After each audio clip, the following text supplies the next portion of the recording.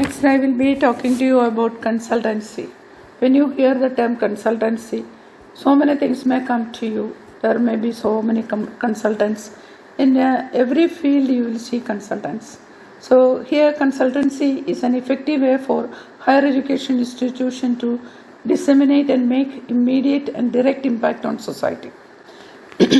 However, the balance between consultancy and the traditional roles of the academic staff needs to be managed, and the interest of the institution must be protected.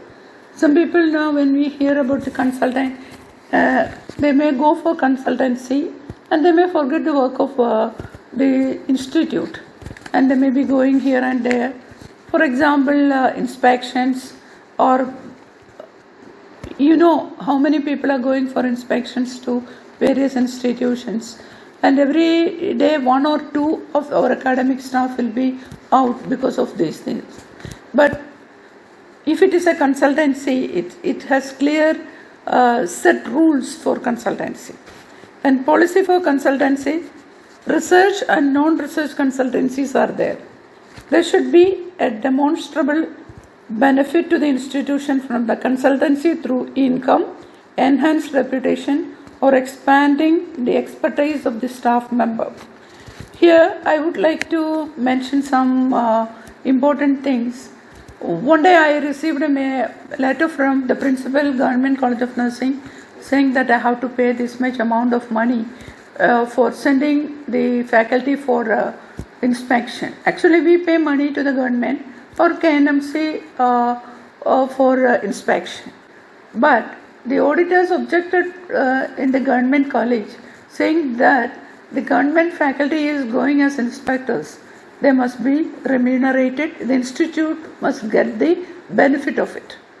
So I think that is the right way. The consultancy must not be in conflict with the policies, functions, objectives, or interests of the institution, or damage the institution's reputation. At a minimum, the salary and on-cost charges set by the institution must be applied to all project works or budgets. All consultancies are required to include overheads.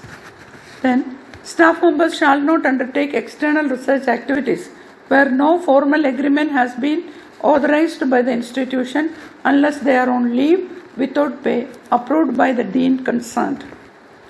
Then, institutional research consultancy.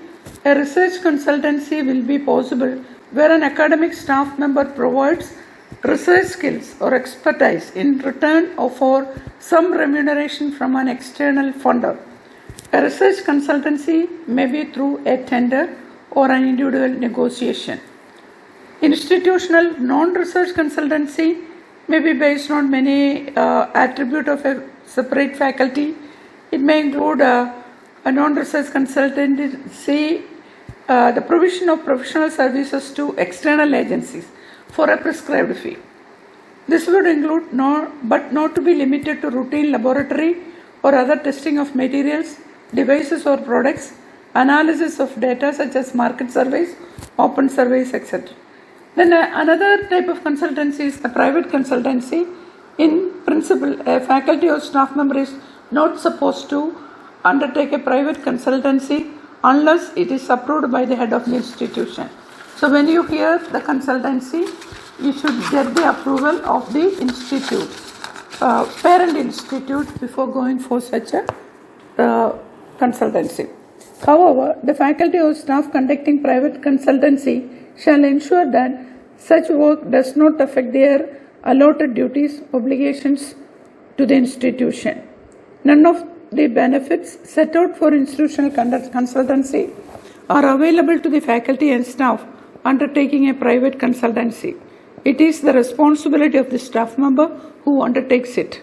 A staff member conducting a private consultancy must ensure that the following criteria are met. The carrying out of tasks associated with the private consultancy will be accomplished without unduly affecting the duties of the position of the faculty. Then the use of the institutional trademark such as letterhead, brands, etc., or the institutional intellectual property is strictly prohibited in private consultancies. No institution facility will be used to fulfill the requirement of a private consultancy. And then we have to think about staff entitlements. The institution allows to engage in research or non-research or private consultancy provided they do not interfere with the discharge of their duties. Consultancies shall be taken only with the approval of the designated head of the institute. No limit is placed on the earnings. However, there is a limit on the time spent on consultancy. The revenue generated from the consultancy project is shared by the member and the institution in a 80-20 ratio after deducting the overheads and all other expenses met by the institution in case of institutional consultancy where the institution provides necessary infrastructure. The shared amount with the institution must be credited to the account of the department concerned and should be audited periodically. Why consultancy is a quality metric?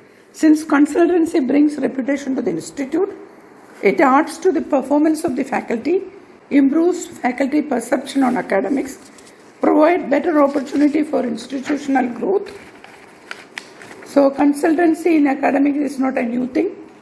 Many of the academicians do it, but they are not aware of its benefits for the institution, and many use it for personal growth and monetary benefits. If it is done in the proper way, it is a win-win situation where higher educational institution and faculty can grow together. Thank you.